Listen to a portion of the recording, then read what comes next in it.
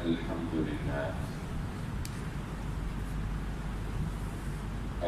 لله نحمده ونستعينه ونستغفره ونؤمن به ونتوكل عليه ونعوذ بالله من شرور أنفسنا ومن سيئات أعمالنا من يهده الله فلا مضل له ومن يضلل فلا هادي له وأشهد أن لا إله إلا الله وحده لا شريك له وأشهد أن محمدا عبده ورسوله اللهم صل على محمد وعلى آل محمد كما صليت على إبراهيم وعلى آل إبراهيم إنك حميد مجيد اللهم بارك على محمد وعلى آل محمد كما باركت على إبراهيم وعلى آل إبراهيم إنك حميد مجيد رب اشرح لي صدري ويسر لي أمري واحلل عقدة من لساني يفقهوا قولي سبحانك لا علم لنا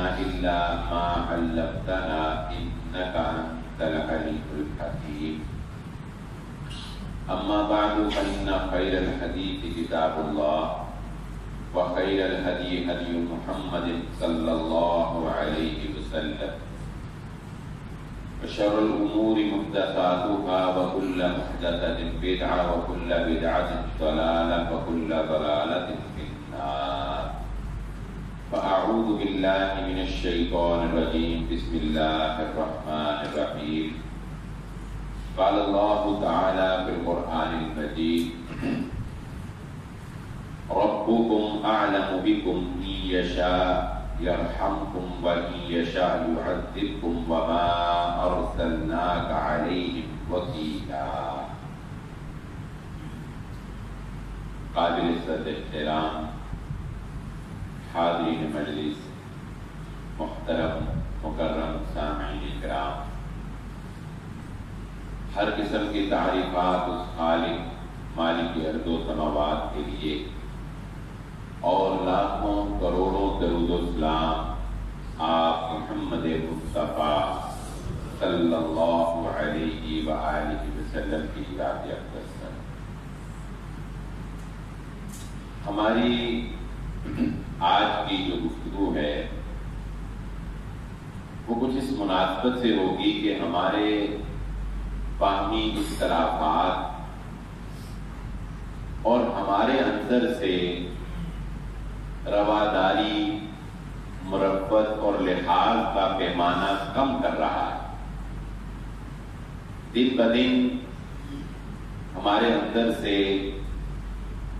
گناہ کو قبول کرنا، گناہ کو بڑی آسانی سے اپنے اندر جذب کر لینے کی صلاحیت بڑھ رہی ہے، اور نیکی کو اپنے اندر داخل کرنے کی، نیکی کو اپنانے کی جو جستجو ہے وہ ہمارے اندر سے نکل رہی ہے، اور اب ہمارے باہمی اختلافات جو ہیں وہ ہمیں مزید بد اخلاق بنا رہے ہیں۔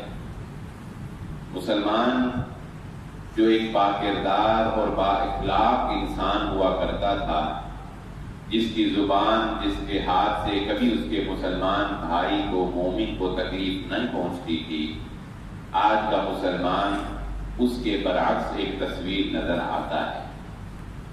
اختلاف کا ہو جانا کوئی بڑی بات نہیں ہے۔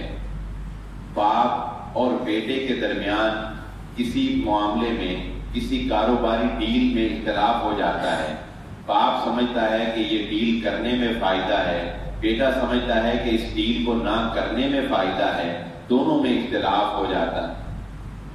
اسی طرح آپ نے دیکھا ہوگا ہمارے گھروں میں جب کسی بیٹے کا یا بیٹی کا رشتہ کرنے کی بات آتی ہے کتنا اختلاف ہوتا ہے۔ باپ اپنی رائے سے کسی رشتے کو بہتر سمجھ رہا ہوتا ہے، بیٹا یا بیٹی اپنی رائے سے کسی کو بہتر سمجھ رہی ہوتی ہے، ماں کی رائے ایک تیسری رائے ہوتی ہے، وہ اپنی رائے سے کسی کو بہتر سمجھ رہی ہوتی ہے۔ لیکن بات یہ ہے کہ اسلام ہمیں کیا سکھاتا ہے. کیا اختلاف کا مطلب یہ ہے کہ ہم دوسرے کو انسانیت کے درجے سے بھی گرا دیں, ہم اس کو انسان بھی نہ سمجھیں, ہم اس کو جینے کا حق بھی نہ دیں, ہم اس کو اس کی رائے کا اظہار کرنے کا اختیار بھی اس سے جو ہے وہ چھین لیں؟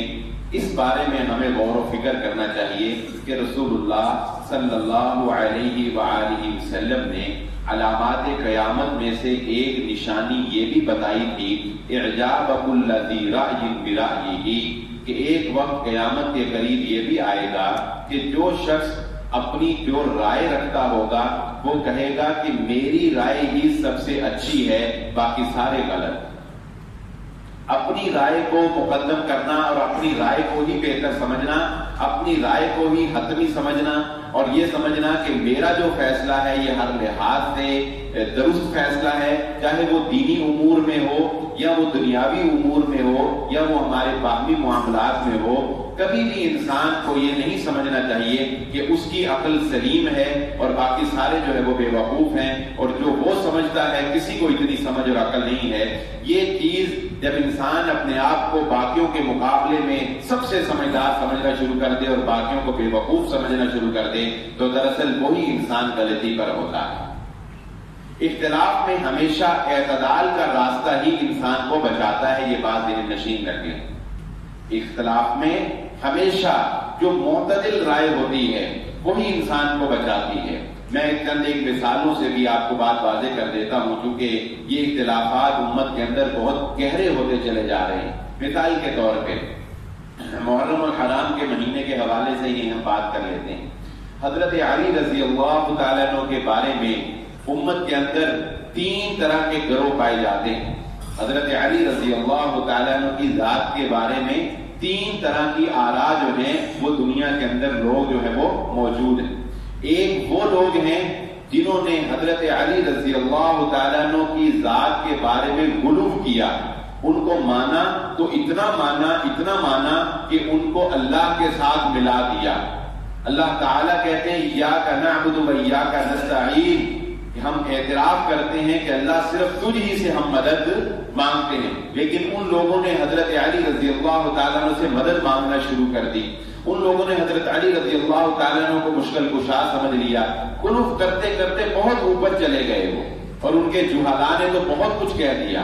یہ ایک گروہ پیدا ہو گیا.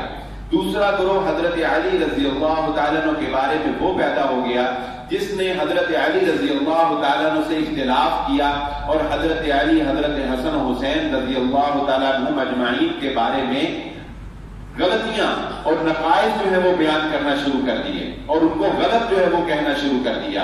اس گروہ کو ہم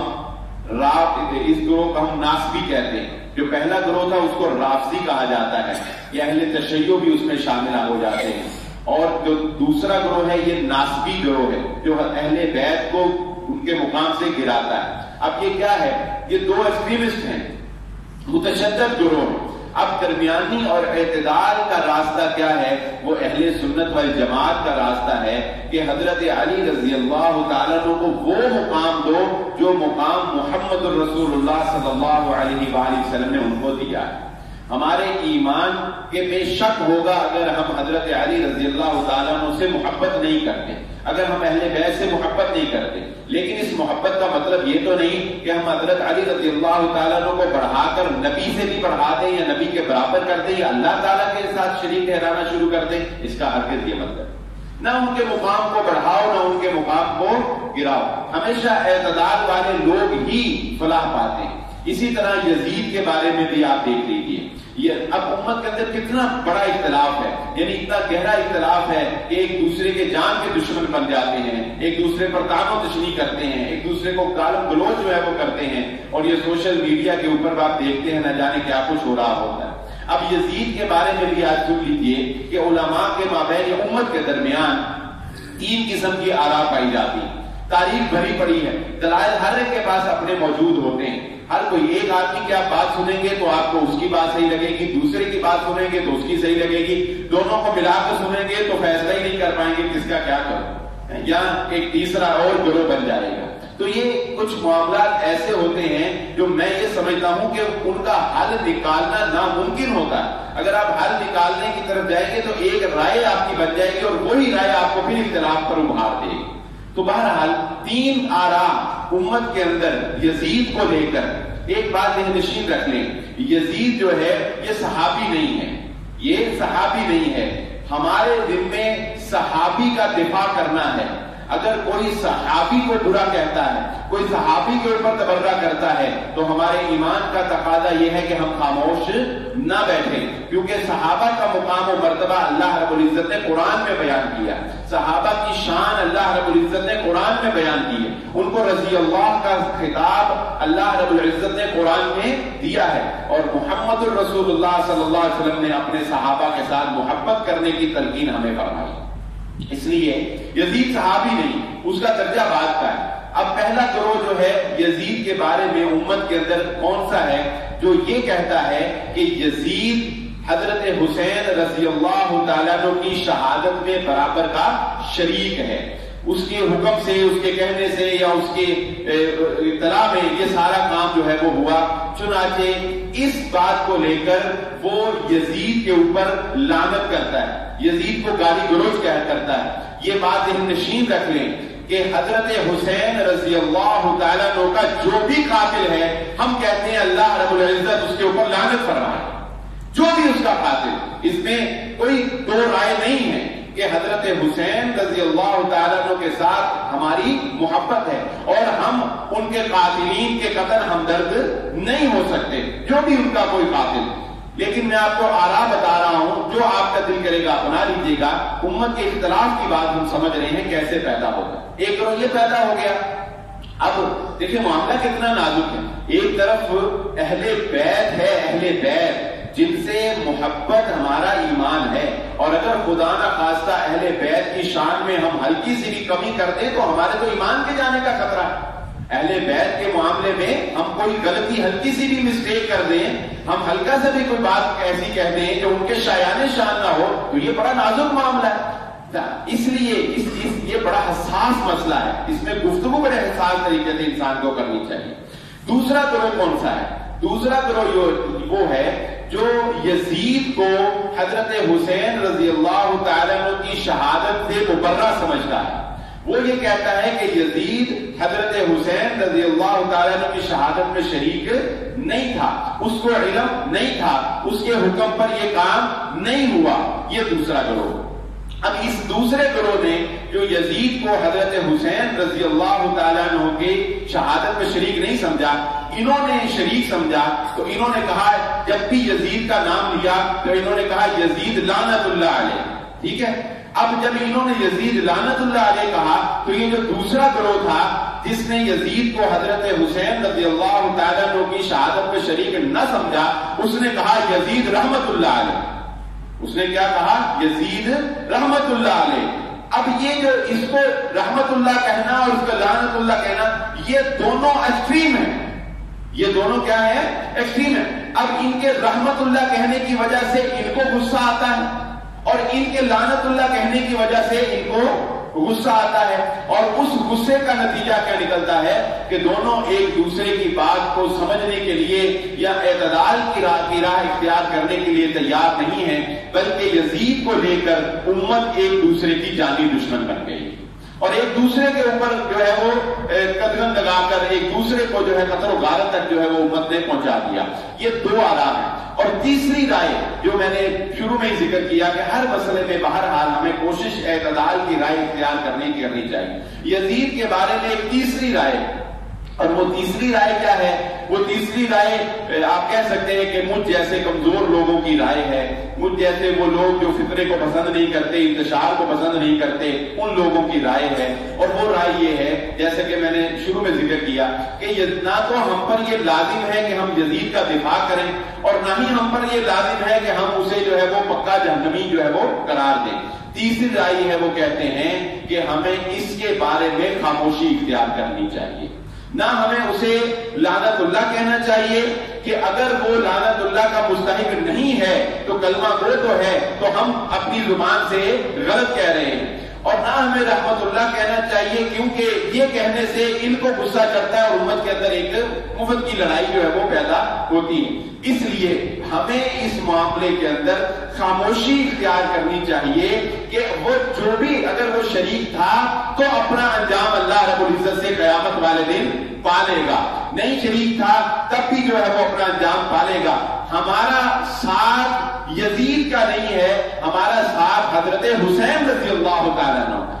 ہم حضرت حسین، کیونکہ حضرت حسین رضی اللہ تعالیٰ عنہ صحابی ہیں، نہ صرف صحابی ہیں بلکہ اہل بیت ہیں، نہ صرف اہل بیت ہیں بلکہ نواسہ رسول اور نوجوانوں کے سردار ہیں، جنت کے نوجوانوں کے سردار ہیں، ان کے بارے میں بشارتیں موجود ہیں، ان کے ساتھ محبت ہمارے ایمان کا حصہ ہے۔ اس لیے ہمیں جس کا ساتھ دینا ہے وہ حضرت حسین رضی اللہ تعالیٰ عنہ۔ اب اس کے معاملے کو ہم لے کر امت کے اندر جو ہے وہ لڑائی اور جھگڑے پیدا کر دیں تو اس میں سوائے لڑائی جھگڑے کے آپ کو کچھ نہیں ملے گا۔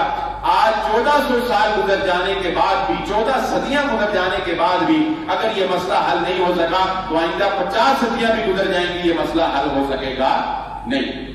اس لیے اگر امت کو انتشار سے بچانا ہے، اگر امت کو فتنے اور فساد سے بچانا ہے تو امت کو اس کا حل اعتدال کی راہ ہوتا ہے، اس کا حل درمیانی راہ ہوتا ہے، معتدل رائے اختیار کرنا ہوتا ہے۔ اور یہ بات ہم میں سے اب پنہان نہیں ہے کسی سے کہ اس امت نے جتنا اپنا نقصان آپسی لڑائی اور آپسی فساد سے کیا ہے، اتنا نقصان غیر مسلموں کے حملوں سے اور دشمنوں کی سازشوں سے مسلمانوں کو نہیں پہنچا ہے۔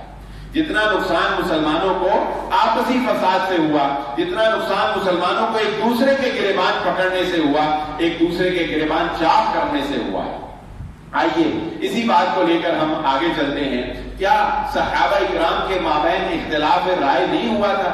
لیکن اختلاف رائے تو ایک طرف، صحابہ اکرام کے مابین صحابہ اکرام سے بڑی غلطیاں ہوئیں، لیکن اس کے باوجود ہمیں نہیں ملتا تاریخ میں کہ کبھی صحابہ نے اس غلطی کو لے کر ان کو تان و تشنیع کا نشانہ بھی بنایا۔ میں ایک مثال سے بات واضح کر دیتا ہوں۔ مثال کے طور پہ، اور اس میں کوئی دو رائے نہیں ہے کہ غزوہ احد کے مقام کے اوپر جن صحابہ اکرام کو رسول اللہ صلی اللہ علیہ وآلہ وسلم نے تیر اندازی کے لیے ایک پہاڑ کے اوپر کھڑا کیا تھا، اس پہاڑ سے ہٹ جانے کی وجہ سے مسلمانوں کا کتنا نقصان ہوا؟ وہ ایک غلطی تھی، وہ ایک غلطی ہو گئی نا ان سے، وہ وہاں سے ہٹ گئے۔ لیکن آپ نے کہیں یہ پڑھا ہو کہ بعد میں صحابہ نے ان کو تانے دیے ہوں کہ تمہاری وجہ سے ہم مارے گئے، تمہاری وجہ سے ہم لٹ گئے، تمہارا بیڑا غرق ہو؟ کبھی آپ نے سنا تاریخ میں؟ کبھی کسی روایت میں، کسی رحیق المختوم میں، سیرت کی کسی کتاب میں آپ نے پڑھا نہیں؟ کیوں؟ بے انسان تھے، غلطی ہو جاتی ہے، انسان تھے، غلطی ہو جاتی ہے، وہ حساس لمحے ہوتے ہیں، نہیں فیصلہ ہو پاتا انسان سے، انسان غلطی میں، انسان جو ہے وہ فیصلے میں غلطی کر جاتا ہے۔ لیکن اس کا مطلب یہ تو نہیں ہے کہ آپ دوسرے کو تانے دے دے کر جو ہے وہ مار دیں اور دوسرے کو جو ہے وہ ایمان سے ہی خارج کر دیں اور یہ کہیں کہ جو مجھے سمجھ آئی ہے نا، جو میں ہوں نا، بس میں ہی ہوں، کوئی دوسرا میری ٹکر کا، کوئی دوسرا میرے مقابلے کا نہیں ہو سکتا۔ اسی طرح ایک اور بات بڑی اہم ہے جو ہمارے روزمرہ کے مسائل میں بڑی اہم ہے۔ ہمارے استاد محترم اللہ تعالیٰ ان کی زندگی میں برکت عطا فرمائے، فضیلت الشیخ حافظ مسعود عالم حافظہ اللہ تعالیٰ نے ہمیں یہ بات سمجھائی، اور یہ بات اگر سمجھ آ جائے تو ہم بہت سے مقامات پر اختلاف سے بچ سکتے ہیں۔ اور وہ بات کیا ہے کہ بسا اوقات، تھوڑی سی کوشش کروں گا آسان کر کے آپ کو سمجھاؤں، بسا اوقات کوئی کام جائز ہوتا ہے اور وہ امت کے اندر رائج ہوتا ہے، ایک کام جائز ہے، درست ہے، ٹھیک ہے، وہ امت کے اندر رائج ہے، لیکن کسی عالم دین کی رائے اس کے مخالف ہوتی ہے اور وہ کام بھی اپنی جگہ درست ہوتا ہے، تو ہمارے استادوں نے ہمیں یہ سکھایا کہ بیٹا خام خواہ اپنی رائے، جو کسی یا کسی ایک عالم کی رائے، اس کو خام خواہ درمیان میں ٹھونس کر امت ایک جائز عمل پر لگی ہوئی ہے، اس کے اندر انتشار کا باعث نہیں بننا چاہیے۔ یہ ایسے شاید آپ کو بات سمجھ نہیں آئے کہ میں مثال سے سمجھاؤں گا تو انشاءاللہ آپ کو سمجھ میں آ جائے۔ اب مثال کے طور پہ ہمارے ہاں یہ بات معروف ہے، امت کا عام عمل ہے، امت کا عام عمل ہے کہ ہم رکوع کے بعد جو ہے وہ اپنے ہاتھ ایسے سیدھے رکھتے ہیں۔ ہم رکوع کے بعد رکوع کرتے ہیں تو آپ جب رکوع کرتے ہیں تو ہاتھ ایسے رکھتے ہیں نا، ایسے رکھتے ہیں۔ یہ پاکستان کے اندر اگر میں بلا مبالغہ نہ کہوں تو 99% لوگوں کا یہ عمل ہے کہ نہیں بتائیں. اہل سنت والجماعت، اہل تشیع تو چھوڑ کے ہی پڑھتے ہیں، ان کا تو موقف ہی الگ ہے. اہل سنت والجماعت، اہل حدیث، دیوبندی، بریلوی یا اور جتنے گروہ ہیں، یہ معروف دین ہیں، اہل حدیث ہوں، دیوبندی ہوں یا بریلوی ہوں، اہل سنت والجماعت کے یہ تین بڑے گروہ اس وقت جو ہے پاکستان کے اندر معروف. ہم رکوع کے بعد ہاتھ ایسے چھوڑ دیں. اب رکوع کے بعد ایسے ہاتھ رکھنے کو کوئی ناجائز نہیں کہہ سکتا، کوئی ناجائز نہیں کہہ سکتا. اب کوئی بندہ آ جائے، کوئی عالم دین ہو، اس کی ایک رائے ہو اور وہ کہے، جیسے کہ یہ رائے ہے سعودیہ میں شیخ ابن باز رحمہ اللہ تعالیٰ کا یہ فتویٰ موجود ہے. اب ان کی رائے ہے کہ وہ کہتے ہیں کہ رکوع کے بعد ہاتھ ایسے باندھنے چاہیے. وہ کیا کہتے ہیں؟ رکوع کے بعد ایسے ہاتھ باندھنے چاہیے. ہاتھ چھوڑنے والے کو بھی وہ جائز سمجھتے ہیں اور ہاتھ باندھنا ان کا موقف. اب کوئی آ جائے دارالاسلام مسجد میں اور وہ کہے کہ نہیں جی تسی سارے چھڈ کے نماز پڑھتے ہو، بندنے چاہیے نے رکوع، تاکہ نماز ہی نہیں ہوئی. یا وہ لوگوں کو کہنا شروع کرتے کہ نہیں باندھا کرو باندھا کرو. اب ایک جائز کام چھوڑنا جائز کام ہے نا، رائج ہے نا، خام خواہ آ کر اس میں ایک دوسرے جائز کام کو پھونس کر کیا فائدہ بتائیں؟ کچھ ملے گا سوائے اس کے کہ دارالسلام میں دو گروہ بن جائیں گے. کچھ 4-5 آدمی اس کی باتیں سن کے، اس کے دلائل سن کے کہیں گے کہ ہاں یہ دیکھا یہ ٹھیک کہتا ہے، اسی آج تک گروہ کرتے آئے ہیں، غلطی کرتے ہیں، سانو کسی مولوی نے دسیا ہی نہیں. یہ بھی لوگ بڑا کہتے ہیں وہ سانو تو کسی مولوی نے دسیا ہی نہیں، سانو کیا آج تک جو ہے الجھ ہی رکھا. ٹھیک ہے بھائی، مولویوں کے نہ بتانے میں بھی بس اوقات حکمت ہوتی ہے. ہر بات جب ایک جائز کام، میں نام نہیں لیتا، ایک عالم دین انہوں نے وحدت امت پر کتاب لکھی، وحدت امت پر کتاب لکھی کہ امت میں وحدت جو ہے وہ ہونی چاہیے. اس کے ایک شاگرد سے میری بات ہوئی، میں نے کہا آپ کے مولانا صاحب کا عمل آپ کی اس کتاب کے خلاف، وحدت امت کے خلاف ان کا عمل ہے. انہوں نے کہا وہ کیسے؟ میں نے کہا پاکستان کے اندر یہ معروف ہے کہ 99% جو ہے وہ جنازے جب پڑھائے جاتے ہیں تو دو طرف سلام پھیرا جاتا ہے. بتائیں ایسے ہے کہ نہیں؟ اور یہ جائز ہے، بالکل کوئی غلط نہیں، کوئی اس کو غلط کہہ سکتا ہی نہیں. اب اگر کوئی شخص وحدت امت کا قائل ہے کہ امت کو میں نے جوڑنا ہے، تو وہ اگر ایک سلام کو کا قائل بھی ہو، اسے سلام دو طرف پھیرنا چاہیے. لیکن انہوں نے کیا کہا؟ انہوں نے کیا کیا؟ کتاب وحدت امت میں لکھ دی اور جنازہ پڑھانا تو سلام ایک طرف پھیرنا. کیوں جی؟ میں اس کو جائز سمجھ. بھائی ٹھیک ہے، آپ اس کو جائز سمجھتے ہوں گے، لیکن جب آپ نے 99% لوگوں کو جو دو طرف سلام پھیرتے تھے ایک طرف سلام کی ترغیب دینا شروع کر دی، آپ نے تو خود امت کے اندر انتشار پیدا کر دیا. آپ نے تو خود امت کے اندر ایک اور رائے. اس لیے میں یہ سمجھتا ہوں بسا اوقات کسی، جیسا کہ میں نے بیت اللہ کی فضیلت پہ جو جمعہ پڑھایا تھا، آپ کو یاد ہوگا کہ میں نے اس میں یہ واقعہ بیان کیا تھا کہ رسول اللہ صلی اللہ علیہ وآلہ وسلم نے یہ خواہش کی کہ میں بیت اللہ کے دروازے کو نیچا کر دوں اور 2 دروازے بنا دوں، لیکن آپ صلی اللہ علیہ وسلم نے فرمایا کہ امت اس کو قبول نہیں کرے گی. اے عائشہ تیری امت اس کو قبول کیوں؟ یہ ایک جائز کام امت میں رائج ہے، میں ایک اور جائز کام امت میں لاؤں گا تو امت تو منتشر ہو جائے گی ذہنی طور پر. اس لیے ہمارے ہاں جو یہ ایک ٹرینڈ بن گیا ہے ایک انوکھی بات کرنے کا، ایک وکری گل کرنے کا، ایک اپنا نیا ہی فتویٰ جو ہے وہ رائج کرنے کا، جبکہ ایک جائز کام جو امت کے اندر پہلے سے موجود ہو رہا ہوتا ہے وہ بھی جائز ہوتا ہے، لیکن پھر ایک اور جائز کام کو اپنی رائے کو جو ہے وہ مقدم کرنا اور پھر یہ کہنا کہ یہی ٹھیک ہے اور پھر 99% لوگوں کو اس سے ادھر کو لے کر آنا، اس سے پھر امت کے اندر اختلاف پیدا ہوتا ہے، اس سے پھر امت کے اندر انتشار پیدا ہوتا ہے. اس لیے اس بات کو ملحوظ خاطر رکھنا چاہیے ہمیں کہ اگر ہم امت کے اندر انتشار نہیں چاہتے، ہم وحدت چاہتے ہیں، ہم اتفاق رائے چاہتے ہیں، تو پھر ایک مجتہد کی جو رائے ہے وہ اس کی ذات کی حد تک تو ہو سکتی ہے، لیکن اس کو پبلک کرنے میں ہمیں بہت ہی محتاط رہنا چاہیے. لیکن پھر بھی اگر کوئی پبلک ہو بھی جاتی ہے تو پھر بھی ہمارا رویہ دوسرے کے ساتھ نفرت آمیز نہیں ہونا چاہیے. بہت سی مس انڈرسٹینڈنگز بھی ہیں، یہ بات بھی ذہن نشین رکھ لیجیے. بات آئی ہے تو اس کو بھی سمجھ لیتے ہیں، کیونکہ بہت سے لوگوں کی دنیا وہ محدود ہوتی ہے، جیسا کہ مینڈک کی دنیا اس کا تالاب ہی ہوتی ہے. یہ صرف ایک مثال ہے. بہت سے لوگوں کی دنیا محدود ہوتی ہے، انہوں نے صرف اپنے ہی دائرہ کار میں دیکھا ہوتا ہے. جب ان کا دائرہ کار وسیع ہوتا ہے پھر انہیں پتہ لگتا ہے کہ نہیں، دنیا تو یہ بھی ہے، مسائل تو یہ بھی ہیں، مجبوریاں تو یہ بھی ہیں. پھر ان کے مسائل میں لچک آنا شروع ہو جاتی.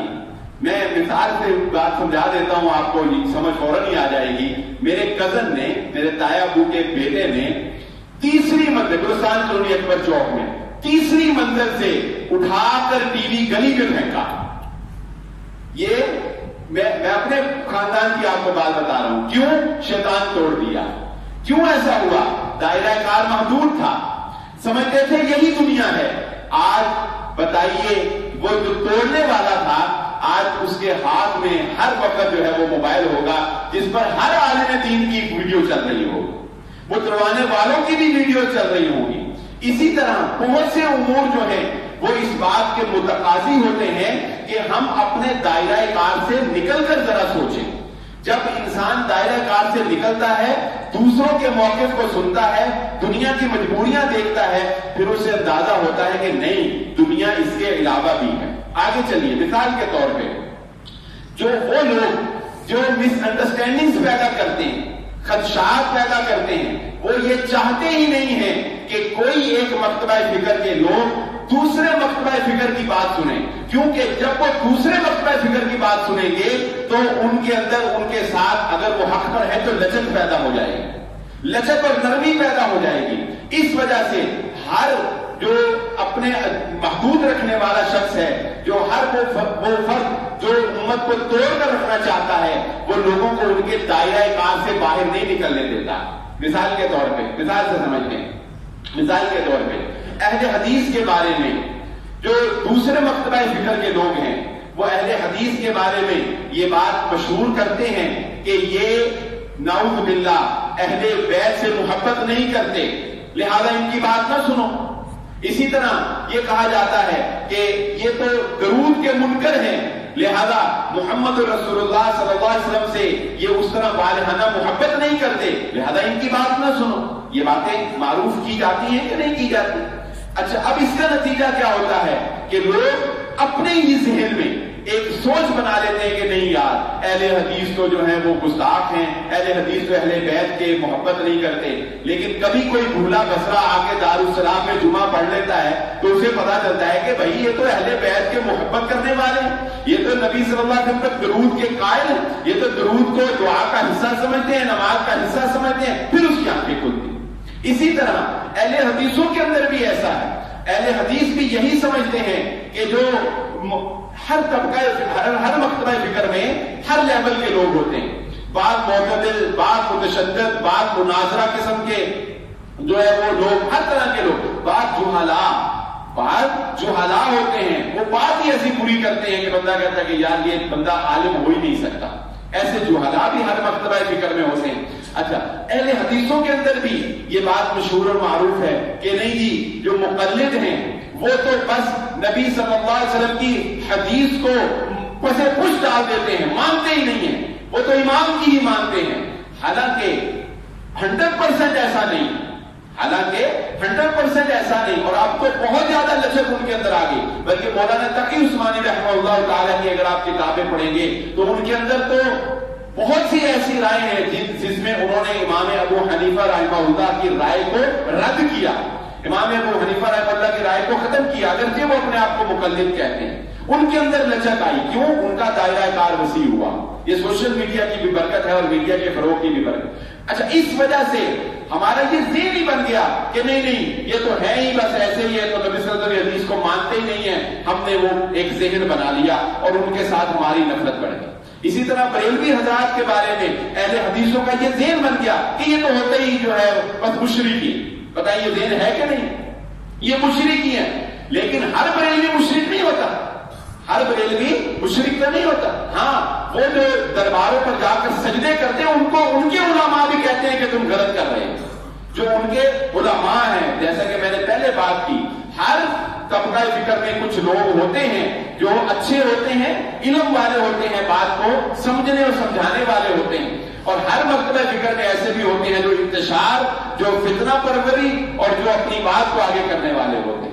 تو بات کرنے کا مقصد کیا ہے کہ دوسرے کی رائے کو سنیں، دوسرے کی رائے کا احترام کریں، دوسرے کی بات کو سمجھیں۔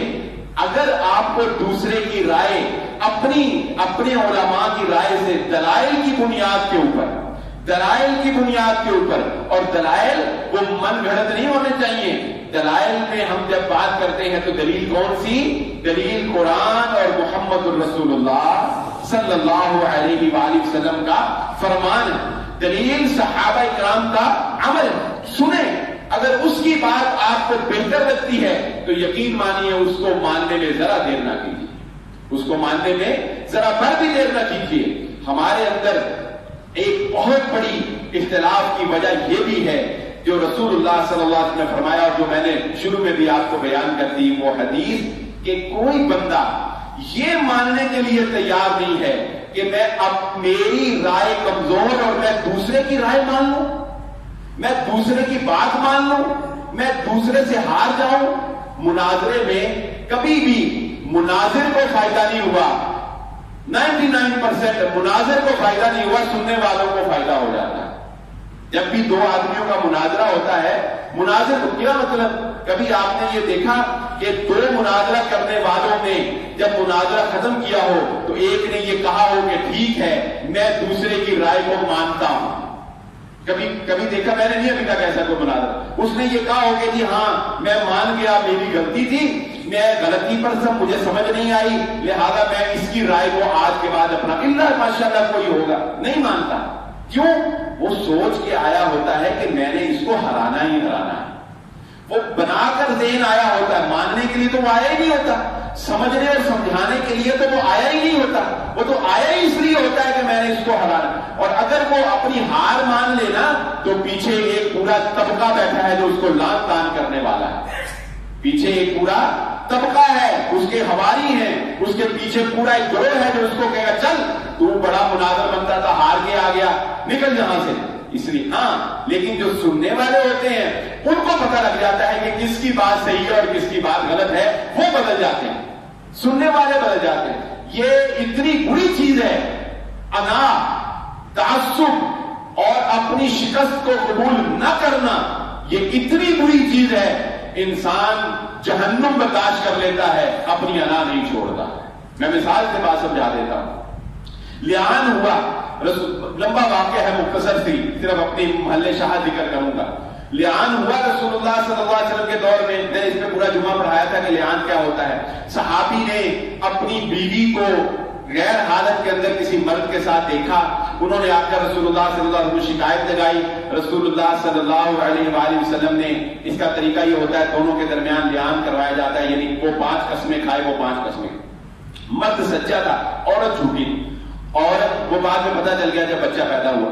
اچھا، عورت نے قسمیں اٹھانا شروع کی، عورت نے قسمیں 5 قسمیں اٹھانی ہوتی، قسمیں اٹھانا شروع کی، جھوٹی قسم اٹھائی، چوتھی قسم اٹھانی، جب 5ویں قسم اٹھانے کی باری آئی جس پر اپنے اوپر لعنت کرنی ہوتی ہے، اس کی وجہ سے اس کو لعان کہتے ہیں، اس نے تھوڑا سا توقف کیا، تھوڑا سا ٹھہری اور سوچا کہ شاید، لیکن پیچھے سے آواز آئی تیرا قبیلہ، پیچھے سے کیا آواز آئی؟ تیرا قبیلہ، اپنے قبیلے کو رسوا نہ کر دی۔ اس نے 5ویں قسم بھی اٹھائی، جھوٹی قسم اٹھائی۔ کس بات نے آمادہ کیا جھوٹی قسمیں اٹھانے پر؟ گناہ کا اعتراف نہ کرنے پر کس بات نے آمادہ کیا؟ قبیلے کی لاج نہ لگ جائے، قبیلے کو لاج نہ لگ جائے۔ انا اور تکبر اور وہ جو میں ہے کہ میں ہار گیا، میں نیچے آ گیا، نہیں، یہ اتنی خطرناک چیز ہے جس نے امت کو ایک نہیں ہونے دینا ہے۔ جس دن یہ بات انسان تسلیم کر گیا کہ اگر دوسرے کی بات میری بات سے زیادہ بہتر ہے تو مجھے دوسرے کی بات مان لینی چاہیے۔ اور بسا اوقات یہ ضروری نہیں ہوتا، یہ بات بھی سمجھ لیجیے، یہ ضروری نہیں ہوتا کہ دونوں میں سے ایک غلط ہو اور ایک صحیح ہو۔ بسا اوقات دونوں کی رائے اپنی اپنی جگہ صحیح ہوتی ہے. انسان جس پر بھی عمل کر لے اسے ثواب مل جاتا ہے. انسان جس پر بھی عمل کر لے اسے ثواب مل جاتا ہے. ہماری عادت یہ ہے کہ پہلے مسئلہ پوچھتے ہیں دارالسلام سے, پھر جا کے پوچھتے ہیں ابو ہریرہ سے, جب ادھر سے اور پتہ چلتا ہے ادھر سے اور پتہ چلتا ہے, پھر لوگوں میں مشہور کرتے ہیں ادھروں اور گل کرتا ہے اور گل کرتا ہے. عمل کرنا نہیں. بھئی تجھے اس کی بات اگر سمجھ آ گئی تو عمل کر, اگر غلط ہوگا یہ پکڑا جائے گا, تو نہیں پکڑا جائے گا, تو نہیں پکڑا جائے گا. مثال سے بات سمجھا دیتا ہوں. عقلیں مختلف ہیں, سمجھیں مختلف ہیں, آپ ذہنوں کو ایک نہیں کر سکتے کبھی بھی. ایک بسا اوقات انسان کو غصہ آ رہا ہوتا ہے, یار میں اتنی اچھی بات کر رہا ہوں یہ کھانے سے پہنی کیوں نہیں, یہ تو سمجھ ہی نہیں آتی. وہ کہتا ہے نہیں اس طرح ہی ہونا ہے, ہوتا ہے نا ایسے.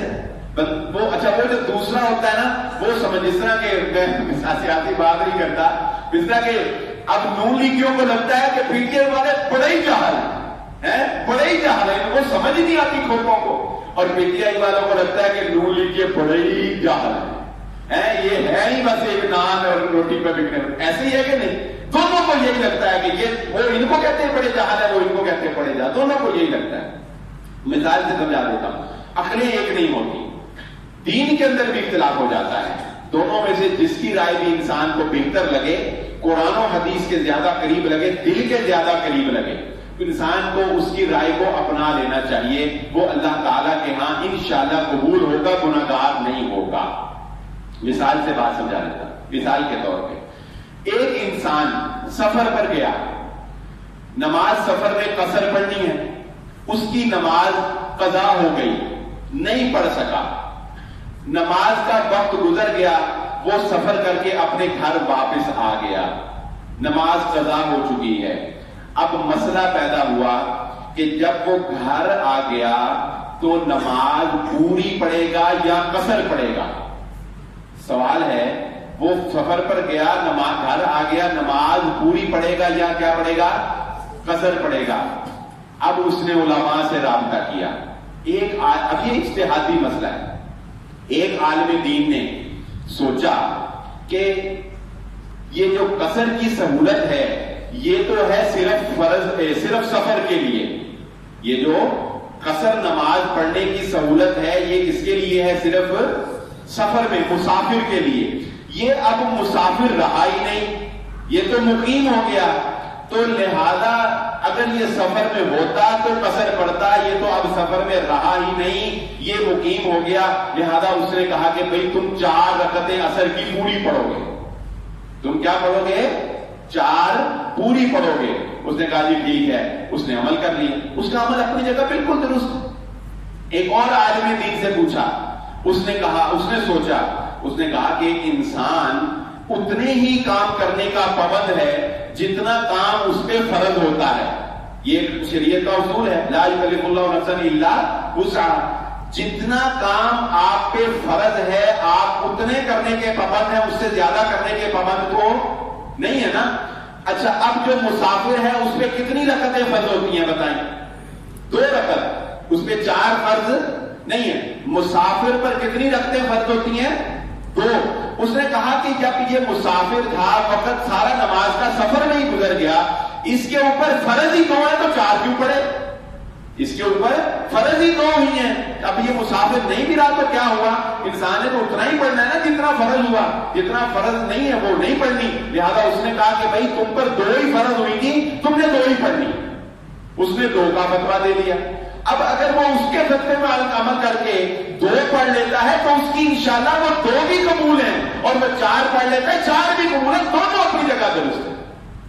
لیکن اگر آپ ان دونوں کو کہیں گے تو اس کی مان لے اور تو اس کی مان لے, یہ ممکن نہیں ہوتا کیونکہ عقلیں ایک جیسی نہیں. ہاں, لیکن ادھر والا اس کو غلط نہیں کہے گا اور ادھر والا اس کو غلط نہیں کہے گا. وہ کہے گا ٹھیک ہے تمہیں 4 پڑھنا بہتر لگتا ہے 4 پڑھ لو, مجھے 2 پڑھنا بہتر لگتا ہے میں 2 پڑھ لیتا ہوں. دونوں کی رائے اپنی جگہ درست ہوتی ہے. عوام الناس کو یہ چاہیے کہ دونوں آراء میں سے جو رائے ان کے دل کو زیادہ بہتر لگتی ہو، قرآن و سنت کے اعتبار سے بہتر لگتا ہو کہ یہ عمل کر لینا چاہیے، انہیں وہ عمل کر لینا چاہیے. انشاءاللہ وہ مجرم نہیں ہوں گے، اللہ رب العزت کے ہاں ان کی گرفت نہیں ہوگی. ایک اور بھی بڑا مسئلہ ہے جو لوگ ڈنڈی مارتے ہیں.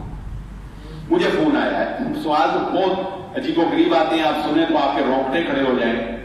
ہمارا معاشرہ کس قدر بد اخلاقی کی طرف جو ہے وہ گر چکا ہے. بہرحال مجھے فون آیا، کہنے لگے جی یہ جو قسطوں کا کاروبار ہے، یہ میں نے اس پہ آپ کو تفصیلاً آپ کو پتا میں نے بتایا ہوا ہے کہ ایک چیز کی قیمت نقد میں 10 روپے ہے اور ادھار میں ہم اس کو قسطوں میں 15 روپے کی جو ہے وہ کر لیتے ہیں. تو آپ کا کیا خیال ہے؟ میں نے کہا جی ہمارے جو اساتذہ کرام ہیں ان کے جو فتاوی ہیں اس کے مطابق اس میں کوئی حرج نہیں ہے، اس کو ہم جائز سمجھتے ہیں. 15 روپے میں بھی اگر کوئی دیتا ہے، 15 روپے سے اوپر نہیں جانا، 15 روپے سے اوپر نہیں جانا. وہ کہنے لگا کہ بات یہ ہے کہ میں ہر مسئلے میں نا ایک عالم دین کی رائے نام نہیں میں لیتا. اس نے کہا کہ میں ہر مسئلے میں نا ایک عالم دین کی رائے مانتا ہوں، ہر مسئلے میں. اس مسئلے میں انہوں نے اس کو سود کہا تو میں کہا چلو تاٹی گل بن لیتے. اس مسئلے میں انہوں نے اس کو کہا یہ سود ہے نا ایک رائے، وہ اس کو سود کہتے ہیں. انہوں نے کہا جی اس مسئلے میں انہوں نے کہا یہ سود ہے، تو میں کہا چلو ادھر ڈالی کر رہی تھی دوسری طرف جا کے. میں نے کہا یہ آپ کی بدنیتی تھی. اللہ تعالیٰ نیتوں کو تو جانتا ہے نا. تو انسان یعنی اس کو اعتماد ان کی رائے پہ زیادہ ہے، اچھی ان کی بات لگ رہی ہے، مفاد میری بات میں ہے تو میری مان لے، یہ غلط ہے. بھئی جس کی بات دل کو لگے، جس کی بات اچھی لگے، جس کی بات دل کو لگے، جس کی بات اچھی لگے، جس کی بات دلائل کے مطابق لگے، کہتا تسلی ان پہ ہوتی ہے، تسلی ان کی بات پہ ہوتی ہے. مفاد کاروبار کہتا ہے کہ یہ مانو، تو میں نے کہا یہ تو پھر ڈنڈی ہے. اپنے اللہ سے پوچھو، اپنے ضمیر سے پوچھو. تو اس طرح کی ڈنڈیاں بھی ہم لوگ پھر بہت ساری جو ہے وہ مار جاتے ہیں. بہرحال اپنے آپ کو کول رکھیں، اپنے آپ کو ٹھنڈا کریں، اختلاف کرنے والے کو بھی انسان سمجھیں، اس کے اوپر چڑھنا دوڑیں، امت کو ایک کرنے کی کوشش کریں. بہت سی مثالوں سے آپ کو بات سمجھانے کی کوشش کی اور دوسروں کو موقع دیں کہ وہ آپ کی بات سنیں اور آپ مواقع پیدا کریں کہ وہ آپ دوسروں کی بات سنیں. اپنی دنیا کو محدود نہ کریں، اپنی دنیا کو وسیع کریں. جب انسان وسیع ذہن سے سوچتا ہے پھر اسے پتا چلتا ہے حالات کیا ہیں، مجبوریاں کیا ہیں، حقائق کیا ہیں. پھر انسان کے اندر وسعت پیدا ہوتی ہے، پھر وہ اڈاپٹ جو ہے وہ چیزیں جو ہے وہ اڈاپٹ کرنا شروع کرتا ہے. یہ جب مائک آیا تو اس کو شیطان کی آواز کہا، اس کو شیطان کی آواز کا علماء نے، ہمارے جو تبلیغی بھائی ہیں انہوں نے اس کو کہا یہ شیطان کی آواز ہے. آج مجھے بتائیں کون سی ایسی تھانوی مسجد ہے، تبلیغی مسجد ہے جس میں یہ مائک استعمال نہیں ہو رہا؟ وسعت کی کمی ہے، ہمارے ذہن میں وسعت کی کمی رہی ہے. اللہ تعالیٰ سے دعا ہے اللہ مجھے اور آپ کو جو کہا اور جو سنا سمجھنے کی اور عمل کرنے کی توفیق عطا فرمائے. وما علیہ الا البلاغ.